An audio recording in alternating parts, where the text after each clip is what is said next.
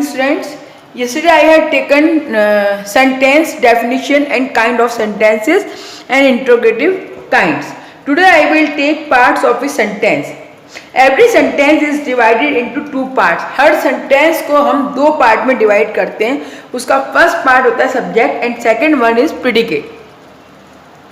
अब सब्जेक्ट क्या है? The part of a sentence which name any person or thing we are speaking about as.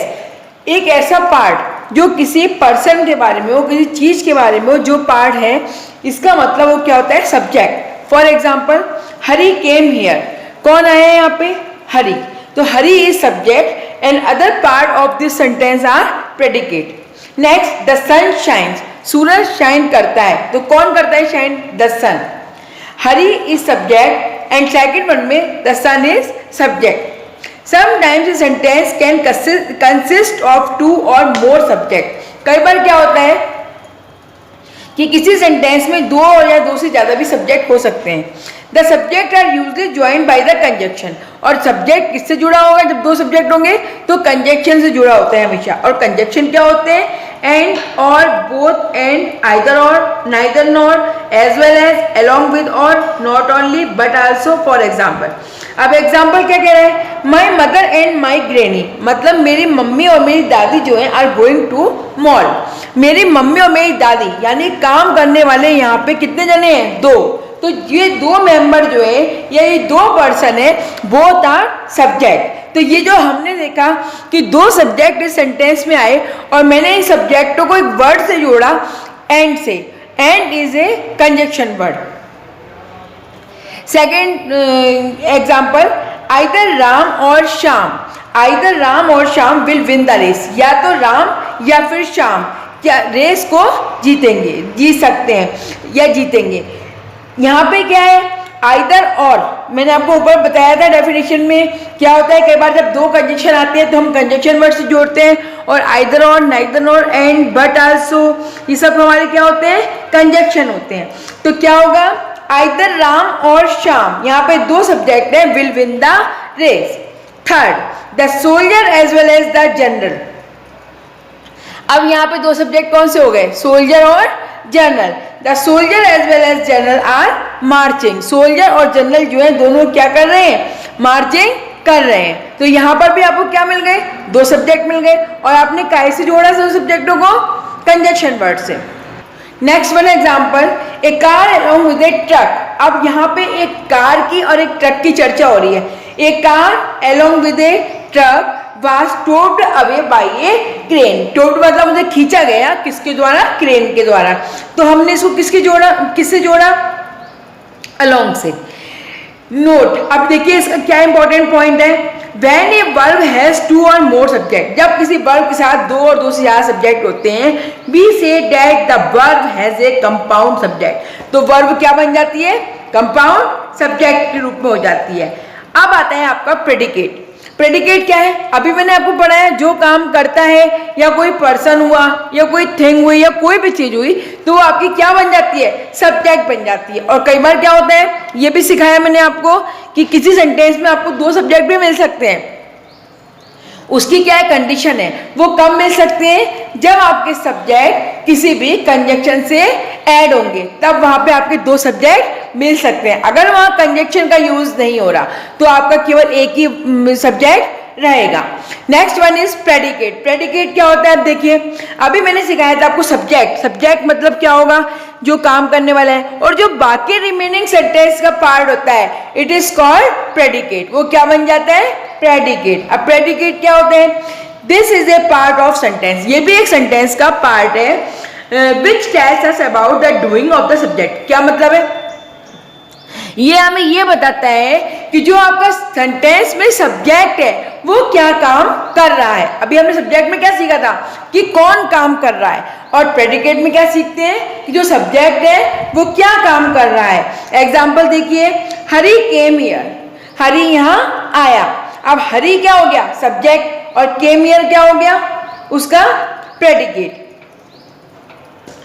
In this sentence, came here and is going to Kota. Second sentence था मेरा, Ram is going to Kota. तो Ram subject है और other word is predicate. तो in this sentence came here and is going to Kota is predicate.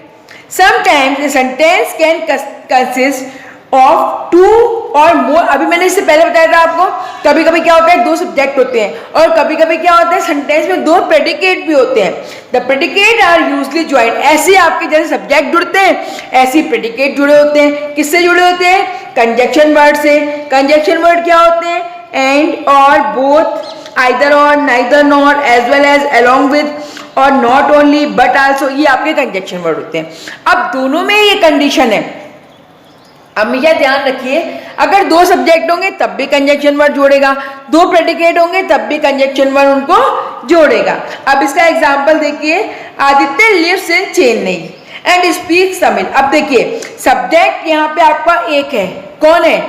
Aditya है. आदित्य ही काम कर रहा है, वो चेन्नई में ही रह रहा है और वो ही आपकी तमिल बोल रहा है. तो सब्जेक्ट तो एक है लेकिन प्रेडिकेट कितने हैं? दो.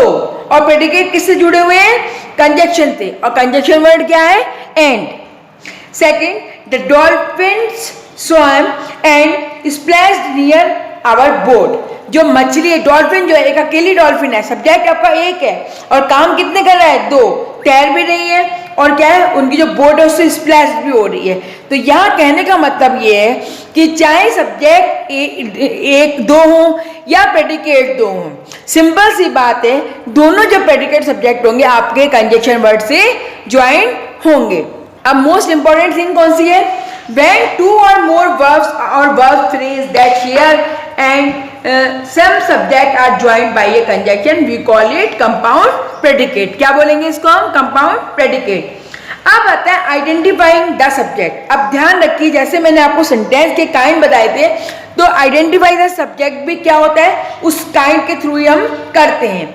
Very often the subject comes before the verb. For example देखो, वर्ब क्या होती है? हेल्पिंग वर्ब होती है इज, एम, आर. उससे पहले जो वर्ड आएगा यानी आपका सब्जेक्ट होगा. अब एग्जाम्पल क्या है? महिमा इज माई बेस्ट फ्रेंड.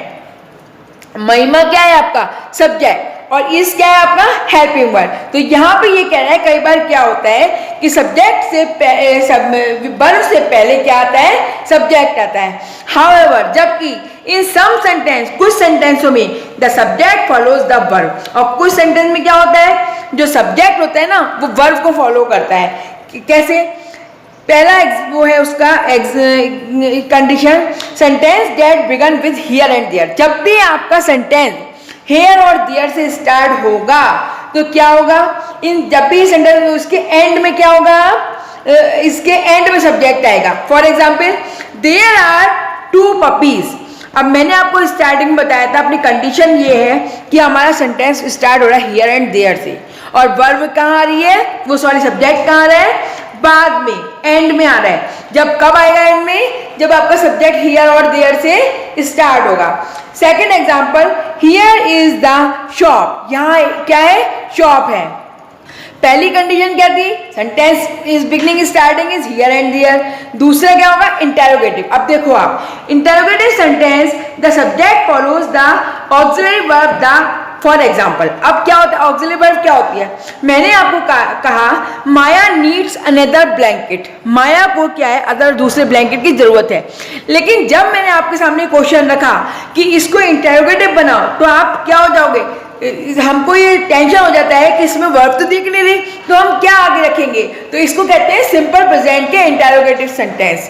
तब क्या होता है? उस कंडीशन में हम क्या देखते हैं कि हमारी वर्ब यहाँ पे क्या है, और माया नीड्स में हमारी वर्ब क्या है?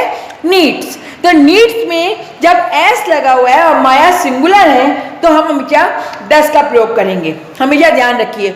और जब क्या होगा? प्लूरल आएगा तो हम डू का प्रयोग करेंगे. सिंगुलर के साथ में डस का और प्लूरल के साथ में डू का प्रयोग करेंगे. कब? जब हमारा सेंटेंस सिंपल प्रेजेंट में हो और हमको उसको इंटेरोगेटिव में चेंज करना हो. तो does Maya need another blanket? Have we met before? क्या हम इससे पहले भी मिले हुए हैं? Did the dog bark?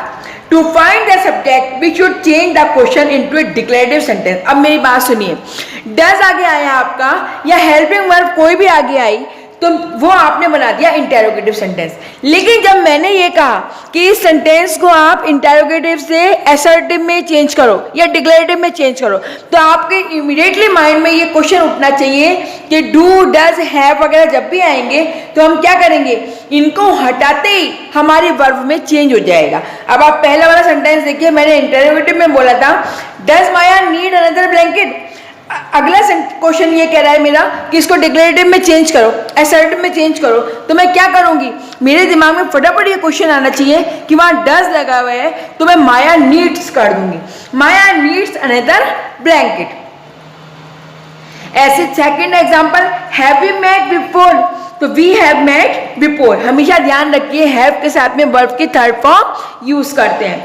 Second, did dog bark. अब डिड डॉग बार्क, जब भी कभी हम पास्ट टेंस में डिड का यूज करेंगे और डिड को रिमूव करते ही हमारी वर्ब सेकंड फॉर्म में चेंज हो जाएगी। ये बहुत इंपॉर्टेंट चीज है जो बच्चे समझ नहीं पाते हैं। आपको ये ध्यान रखना है कि जब हम कभी डिड वाले पास्ट टेंस को, इंटेरोगेटिव सेंटेंस को हम डिक्लेरेटिव या असर्टिव में चेंज करेंगे तो डिड के रिमूव करते ही हम अपनी जो वर्ब है उसको सेकंड में चेंज कर देंगे।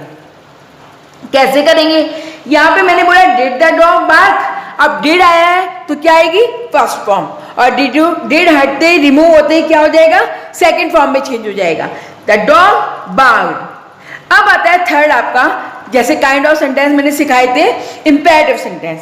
इंपेरेटिव सेंटेंस में क्या होता है, मैंने जब पढ़ाया था तभी आपको बताया था कि हमेशा इंपेरेटिव सेंटेंस में कमांड शो होती है, और कमांड शो होने का मतलब है कि वहां आपका सब्जेक्ट शो नहीं होगा। In imperative sentence the subject is you but is it not usually written on or spoken. ना तो आपको लिखा हुआ दिखेगा और ना यू बोला जाएगा, लेकिन सामने वाले को सिर्फ ये अंडरस्टैंडिंग होनी चाहिए कि जब भी हम इंपेरेटिव सेंटेंस का यूज कर रहे हैं तो यू क्या होगा, हमेशा हिडन होगा, दिखेगा नहीं आपको। फॉर एग्जाम्पल सेंटेंस ये है टेक दिस बुक, तो टेक दिस बुक जब भी मैं बोलूंगी तो सामने मेरे कोई ना कोई पर्सन होगा, इसका मतलब क्या होगा, यू टेक दिस बुक। ऐसे second, look at the picture, तो क्या होगा, you look at the picture. You यहाँ पे क्या है, हिडन, आपको दिख नहीं रहा, ना बोला जाएगा ना शो होगा, केवल ये छुपा रहेगा। अब नेक्स्ट वाले आता है फोर्थ वाला, एक्सक्लेमेटरी सेंटेंस। एक्सक्लेमेटरी मैंने क्या बताया था आपको कल, जहाँ वंडर हो, शो हो, एलास हो, सौरो हो, जहाँ कोई दुख प्रकट हो रहा है, आपको खुशी हो रही है, हैप्पीनेस, पेन हो रहा है, दर्द किसी का महसूस हो, सैडनेस हो, वहाँ एक्सक्लेमेशन साइन लगाना होता है और वो एक्सक्लेमेटरी सेंटेंस बन जाता है। An exclamatory sentence the subject comes before the verb. For example, how beautiful she looks. अब यहाँ ये देखिए आप, लुक्स क्या है, वर्ब है ना, how beautiful she looks, looks verb है और लुक्स से पहले आपका क्या आ रहा है, सब्जेक्ट आ रहा है। ये ध्यान रखिए आप, एक्सक्लेमेशन साइन में हमेशा एक्सक्लेमेटरी सेंटेंस में आपका वर्ब से पहले क्या आ जाएगा, subject. How amazing the Taj Mahal, Taj Mahal कितना अमेजिंग है। To find the subject we should change the exclamatory sentence into declarative. अब क्या है, अब मैंने अभी तो आपको बताया था कि इंटेरोगेटिव को आप डिक्लेरेटिव में चेंज करो, अब ये कह रहा है कि एक्सक्लेमेटरी को डिक्लेरेटिव में चेंज करो, तो कैसे करेंगे। फर्स्ट सेंटेंस था हाउ ब्यूटीफुल शी लुक्स, हमने क्या करा, शी लुक्स वेरी ब्यूटीफुल, इसको काय में चेंज कर दिया, डिक्लेरेटिव में। ऐसी how amazing the Taj Mahal is, the Taj Mahal is amazing. तो हमने दो जगह चेंजेस किए थे, पहला तो मैंने आपका करा था इंटेरोगेटिव में, जहाँ इंटेरोगेटिव से डिक्लेरेटिव में करा था और ये बताया था कि जब हमारा प्रेजेंट में हो तो डू डज का प्रयोग होता है और जब पास्ट में हो तो डिड का प्रयोग होता है। डू और डज लगाते हैं तो डू सिंगुलर के साथ लगता है, डज सिंगुलर के साथ लगता है, और डज जब हट जाएगा तो वर्ब में एस लग जाएगा। और पास्ट टेंस में क्या बताया था, हम डिड से शुरू करेंगे पास्ट टेंस, केवल सिंगल वर्ड डिड, और डिड जब लगा होगा तो वर्ब की फर्स्ट फॉर्म आएगी, जैसे डिड रिमूव होगा तो वर्ब की सेकेंड फॉर्म में सेंटेंस चेंज हो जाएगा। और सेकंड बताया था मैंने एक्सक्लेमेटरी सेंटेंस, इसमें क्या बताया था, एक्सक्लेमेशन है तो एक्सक्लेमेशन मार्क आ जाएगा और सेंटेंस कैसे दिखेगा, बहुत आश्चर्यजनक कोई बात है या कोई सौरव वाली बात है ये दिखेगा, और जैसे ही ये हटेगा तो डिक्लेरेटिव में चेंज होगा, सेंटेंस हमारा सिंपल बन जाएगा। फिर फर्स्ट वाला एग्जाम्पल देखिए, हाउ ब्यूटीफुल शी लुक्स, और लास्ट में मैंने लगाया एक्सक्लेमेशन मार्क, लेकिन जब मैंने इसको डिक्लेरेटिव में चेंज करा तो मैंने लिखा she looks very beautiful. So students, today I had given two exercise in your homework. I hope that you will complete in your notebook. Thank you. Have a nice day.